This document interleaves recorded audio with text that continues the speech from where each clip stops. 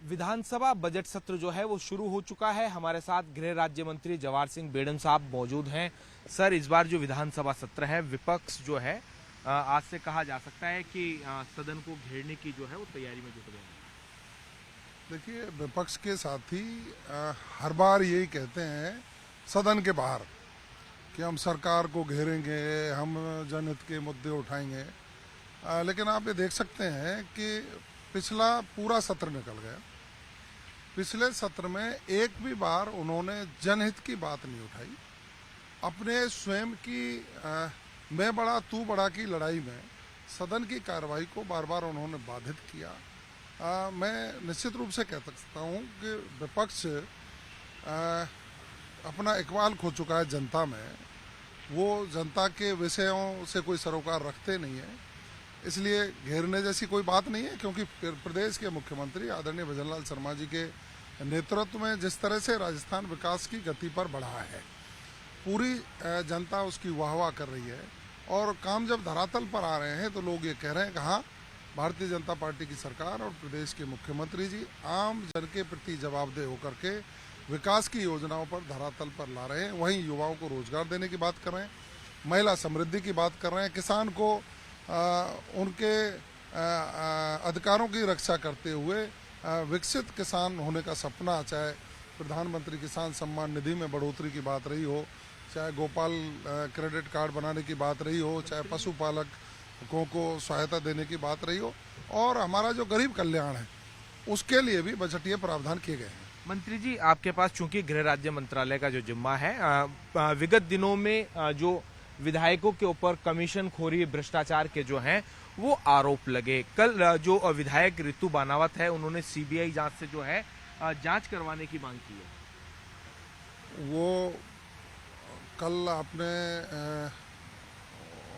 देखा होगा कि वो अपनी बात आपके सामने कह रहे थे।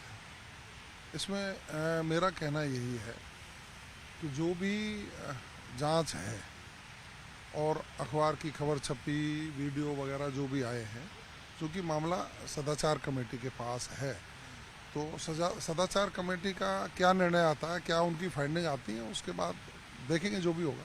एक ओएमआर शीट का जो मामला है वो कहा जा सकता है कि अभी इस वक्त जो है वो मुद्दा है, क्या कहेंगे इस बारे में?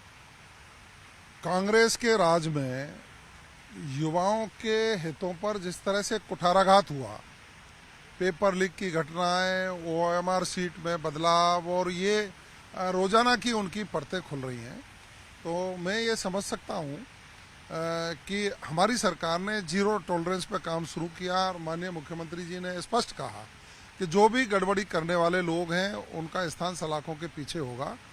तो जांच एजेंसियां जांच कर रही हैं, जो दोषी होगा उसके खिलाफ कार्रवाई होगी। लेकिन जांच आखिर हो क्यों नहीं रही है? कल भी गोविंद सिंह डोटासरा ने ये कहा कि सरकार जांच आखिर क्यों नहीं कर रही है, अगर उनको लग रहा है तो। नहीं, गोविंद सिंह डोटासरा जी आधारहीन बात करते हैं हमेशा। तेज आवाज में बोलकर वो गलत बात को सही नहीं ठहरा सकते। जांच नहीं होती तो 300 से ज्यादा लोग जेल में जाते क्या? आरपीएससी के मेंबर जेल में जाते क्या? अब अधीनस्थ कर्मचारी, चयन बोर्ड के कर्मचारी जिन्होंने गड़बड़ की है वो जेल में जा रहे हैं। जो लोग दूसरे की जगह पर पेपर देने के लिए बैठे हैं उनको आइडेंटिफाई करके उनको जेल में भेजने का काम कर रहे हैं। अब किसी को जेल में जाने की जल्दी है तो वो जांच आगे बढ़ रही है, जहां भी जाएगी जो भी होगा वो जेल में जाएगा।